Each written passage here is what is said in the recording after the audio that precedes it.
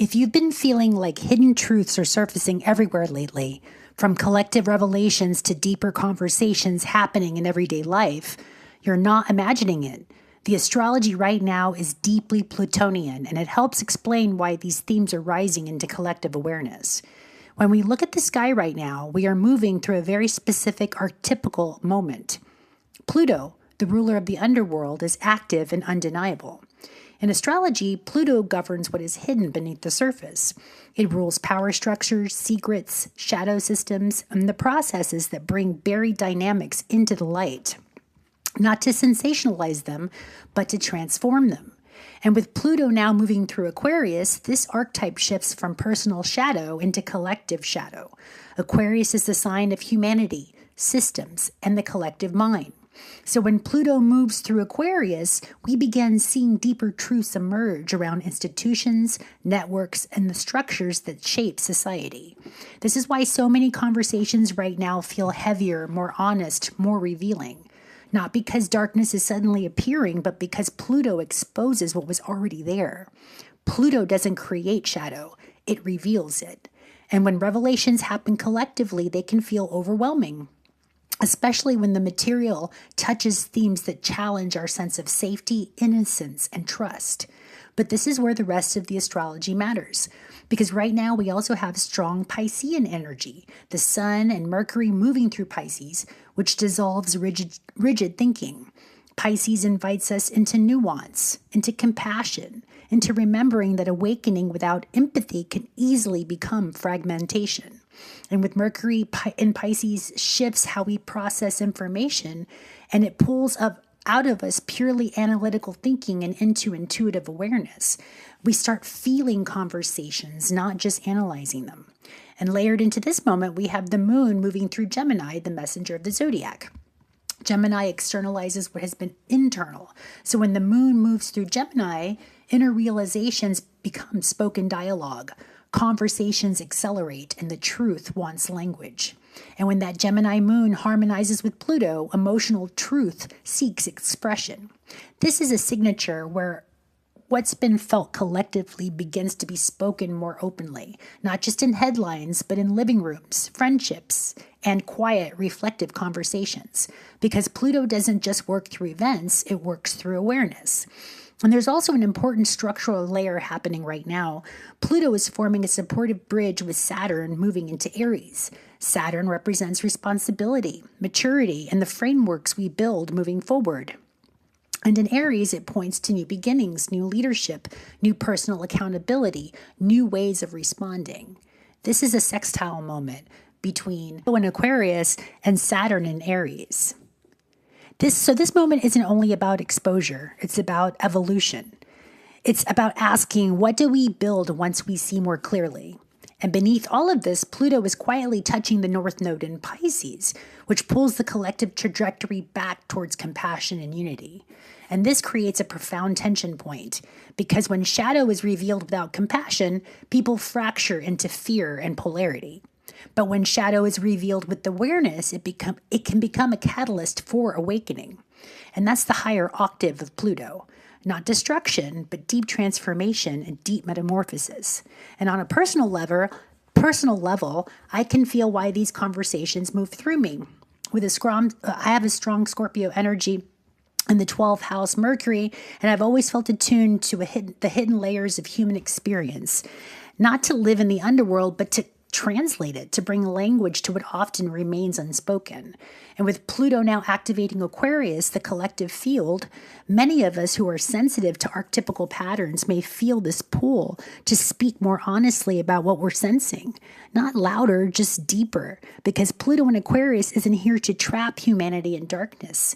It's here to transform our relationship with power, truth, and collective responsibility. But if this moment is about exposure, then the next layer is about integration.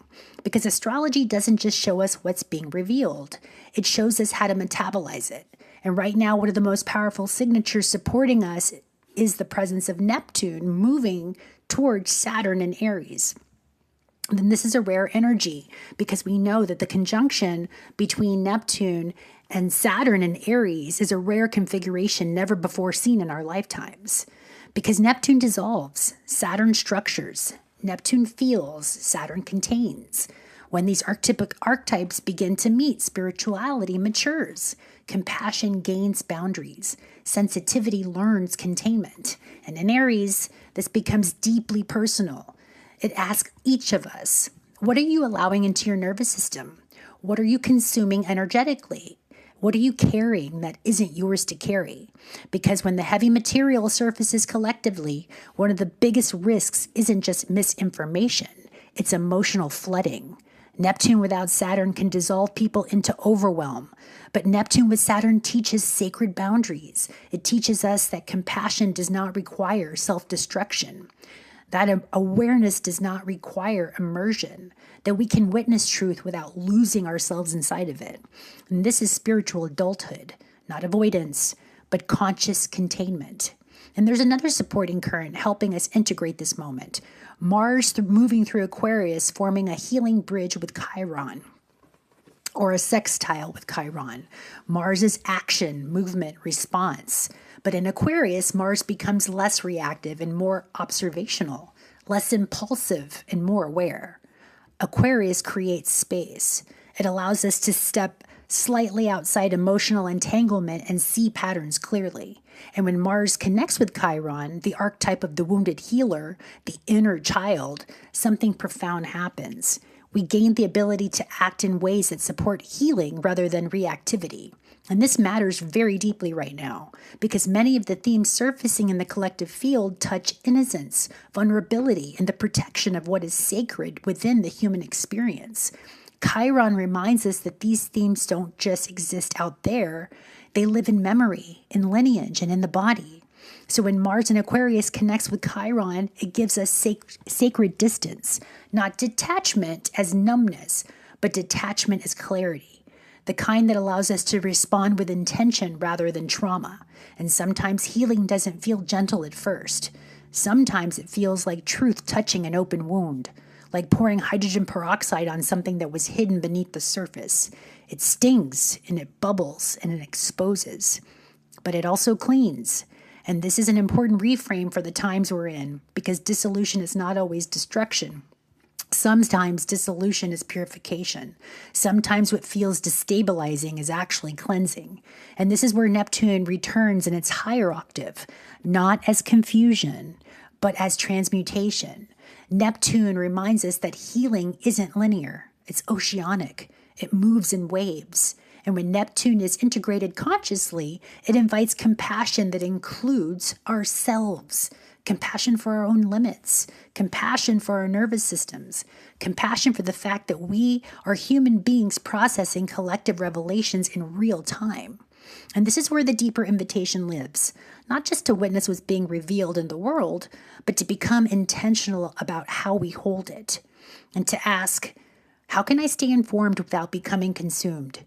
How can I stay compassionate without dissolving my center? How can I allow truth to refine me without hardening my heart? Because the astrology right now isn't just exposing shadow, it's teaching emotional sovereignty. It's teaching energetic hygiene.